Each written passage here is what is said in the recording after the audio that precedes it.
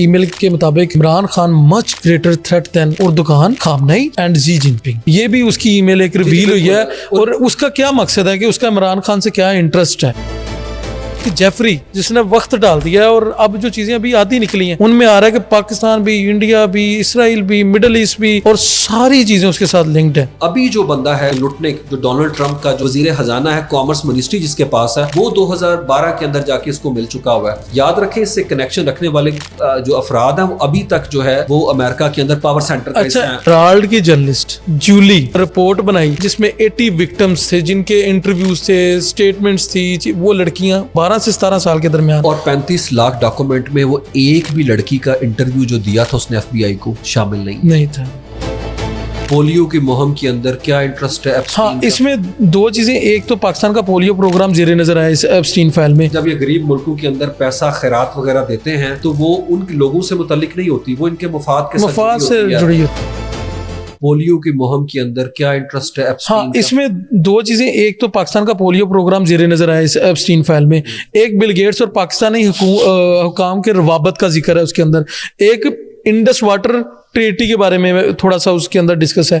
اور یہ ساری چیزیں مطلب لنکڈ ہے کچھ نہ کچھ یہ مودی کے ساتھ لنک ہے اور باقی جو ہیں وہ پاکستان سے لنک ہے. اس کا کیا لنک ہے مطلب تھوڑا سا اگر آپ کا اصل میں وہ پاکستان سے متعلق جتنا بھی حوالے ہیں وہ بڑے سرسری نوعیت کے ہیں، ڈیٹیل اس طریقے سے نہیں ہے. اس کے اندر یہ ہے کہ اس کا کنسرن ہے انڈس واٹر ٹریٹی کی. اگر ہم بات کریں ملالہ یوسفزئی کے فنڈ سے متعلق، وہ کہتا پا رہا ہے کہ اس کی فاؤنڈیشن کو فنڈ دیے جائیں. جی.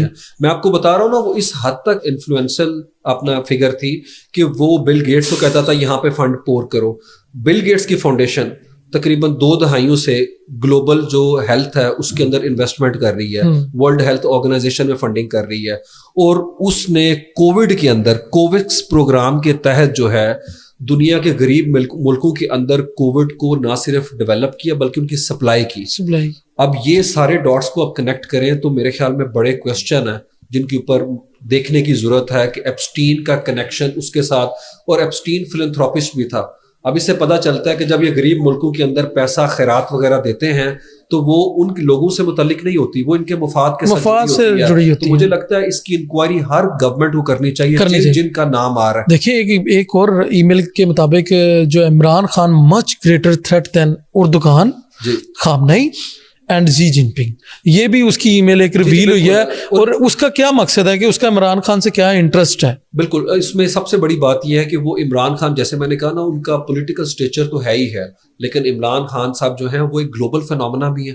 وہ مسلم ورلڈ کے اندر ہے. آپ ٹرکی چلے جائیں، پھر جس طریقے سے انہوں نے یو این کے فورم کے اوپر جو ہے مسلمانوں کا کیس رکھا پہلی دفعہ، اور اسلامو فوبیا کو جس طریقے سے کاؤنٹر کرنے کی کوشش کی، اور ویسٹ کو بتایا کہ کس طریقے سے اسلام سے متعلق جو آپ کا ورلڈ ویو ہے اس کو انہوں نے چیلنج کیا. اور انہوں نے بتایا کہ 9/11 کے بعد مسلم کنٹریز نے آپ کا نیریٹو بائی کر لیا ریڈیکل اسلام کا، جبکہ دیر از نو سچ تھنگ ایز ریڈیکل اسلام. اسلام کو بائنری میں نہ کریں کہ یہ اسلام سلفی اسلام ہے، یہ اسلام صوفی اسلام ہے، یہ ریڈیکل اسلام ہے، یہ ریفارمسٹ اسلام ہے. اسلام ایک ہی ہے. تو میرے خیال میں عمران خان ایک لارجر دین لائف فنومنا ہے. اس چیز کو لے کے پھر وہ جو اس طرح سے آپ کہہ لیں کہ ایک ویلفیئر اسٹیٹ کی بات کرتے تھے، ریاست مدینہ کا ایک نیریٹو تھا ان کا، اس چیز کے وہ کانٹیکسٹ میں جو ہے اس نے یہ بات کی. تو مجھے لگتا ہے یہ جو عمران خان سے متعلق ایک نیریٹو ہے کہ بھئی یہ یہودی ایجنٹ ہے، جس طرح کا الزام تراشی کی گئی پولیٹیکل فورسز کی طرف سے، ہم نے دیکھا کہ پچھلے 2 ڈیکیڈ سے یہی ان کا طرز سیاست ہے، ان کے خلاف ہے. تو میرے خیال میں یہ چیز تو ڈیبنک ہو جاتی ہے کہ وہ یہودی ایجنٹ تھا، جب ایک یہودی لابی جو ہے وہ خود اس کے سے متعلق جو ہے وہ کنسرن شو کر رہی ہے کہ یہ بھائی ہمارے لیے ایک پوائنٹ آف تھریٹ ہے. اور تو دوسری چیز جو ہے اس کے اندر سب سے بڑی یہ ہے لیکن انٹرفیرنس آئی آر میں آپ دیکھیں کہ ان کا انٹرفیرنس اس بندے کا، چلے کوئی پولیٹیکل پریزیڈنٹ ہوتا یا کوئی اور بندہ ہوتا وہ تو ڈسکس کر سکتا ہے، لیکن اس بندے کا دیکھیں کہ کیسی پولیٹیکل پاور گیم ہے کہ یہ ایک جیفری جس نے وقت ڈال دیا ہے اور اب جو چیزیں ابھی آدھی نکلی ہیں ان میں آ رہا ہے کہ پاکستان بھی، انڈیا بھی، اسرائیل بھی، مڈل ایسٹ بھی، اور ساری چیزیں اس کے ساتھ لنکڈ ہیں. یہ بڑی خوفناک ہے اور میرے خیال میں تمام گورنمنٹس کو तमाम कंट्रीज को इसके ऊपर सख्त लेना चाहिए. आप बताएं कि इसको किस नजरिए से किस तरह हम. मेरे ख्याल में इसकी, जैसे मैंने आपको कहा ना कि इसकी इंक्वायरी होनी चाहिए. सबसे पहले तो अमेरिका के अंदर इसकी इंक्वायरी होनी चाहिए, लेकिन अंडर डोनाल्ड ट्रंप वॉच मुझे लगता है ये बड़ा मुश्किल है. उसके अलावा जैसे मैंने आपको कहा, जिन जिन मुल्कों का जिक्र आ रहा है, यूरोप के अंदर पर्टिकुलरली, वो इस चीज़ के ऊपर जो है एक्शन ले रहे हैं, और वहाँ पे मॉरली ग्राउंड पे जो लोग इन्वॉल्व हैं वो स्टेप डाउन कर रहे हैं कि भाई हमें जो है उसका हिस्सा नहीं बनना चाहिए था. माफ़ी मांग रहे हैं, अखबारात जो हैं वो भरे पड़े हुए हैं इस हवाले से. लेकिन मुझे लगता है इंक्वायरी होनी चाहिए जो जिस कंट्री का जिस हवाले से नाम है. और याद रखें, एप्स्टीन मर गया लेकिन ये माइंड सेट अभी तक जिंदा है, कोई ना कोई पीछे तो है. और दूसरी बात है कि वो एप्स्टीन कोई नया खड़ा कर लेंगे. उनके लिए तो एप्स्टीन का प्रॉब्लम नहीं है. ह्यू हेफनर एक आदमी था, आप समझे, वो एप्स्टीन की डिटो कॉपी था कैलिफोर्निया के अंदर. 1970 में उसका मेंशन भी यही काम करता था, जो फ्लोरिडा के अंदर पाम बीच में इसका मेंशन करता था. और इसका मेंशन डोनाल्ड ट्रंप के घर से 5 मिनट के फासले पे है, मारा लागो से. और 10 साल का ताल्लुक है डोनाल्ड ट्रंप का इसके साथ है.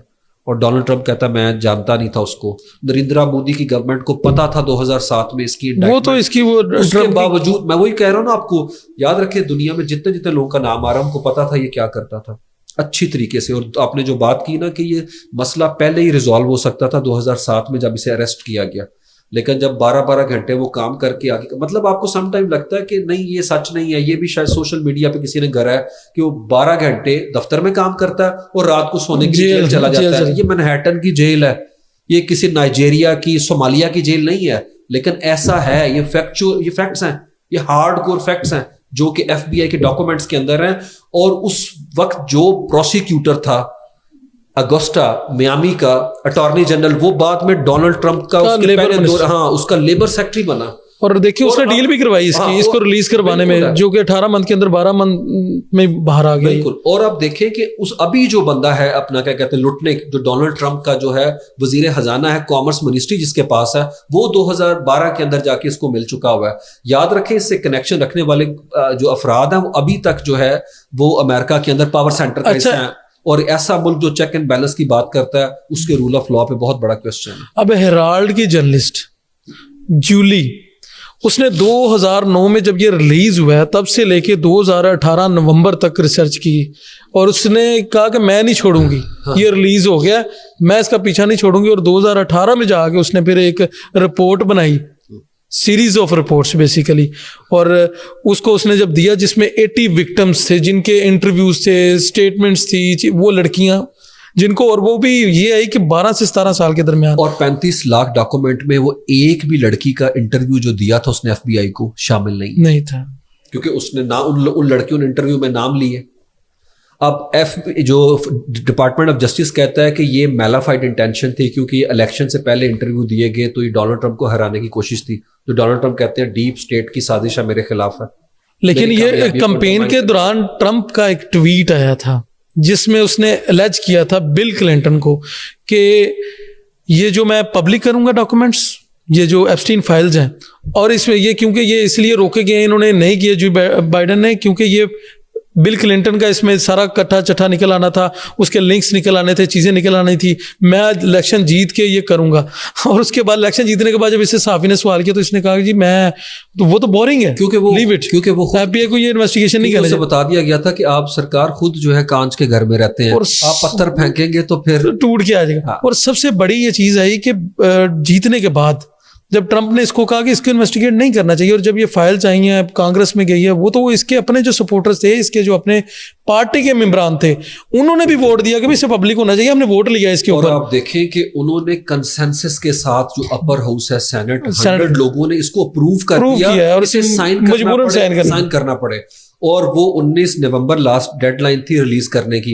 लेकिन मैंने आपको कहा 35 लाख को स्क्रूटनाइज करना आसान नहीं है, और इसी वजह से वो जो है उन्होंने 6 महीने तो और ले लिए. लेकिन इंटरेस्टिंग बात क्या है, अपलोड करते थे, डिलीट कर देते थे.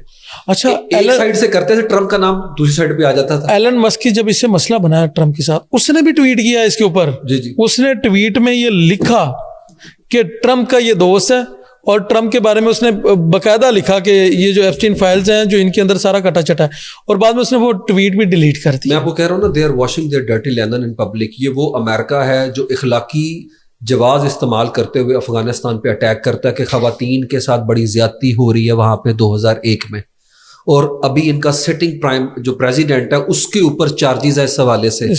آپ چیک کریں کوئی بھی کیس، ہاں کوئی کیس نہیں، اور یہ وہ ملک ہے جو خواتین کے بہت بڑا ڈیفینڈر بن کے وہاں پہ اٹیک کرتا ہے، اور اڈلٹ بھی نہیں ہے وومین، مطلب چھوٹی بچی ہیں 12 سے 17 16 سارے جتنے بھی وکٹمز ہیں ٹوٹلی وہ اسی. اور یہ نہیں کہ ڈونلڈ ٹرمپ جو ہیں وہ اپنا دودھ کے دھلے ہوئے ہیں، وہ پہلے بھی خواتین سے متعلق ان کے ریمارکس کا آپ کو پتا ہے. آج کا CNN کے ساتھ انٹرویو کے دوران انہوں نے کیا کہا، آپ چیک کریں خواتین سے متعلق اسے کویسچن یہی کیا کہ ایپسٹین فائل میں آپ کا نام آیا، تو انہوں نے اس کا جواب دینے کی بجائے اسے بدتمیزی کی ہے.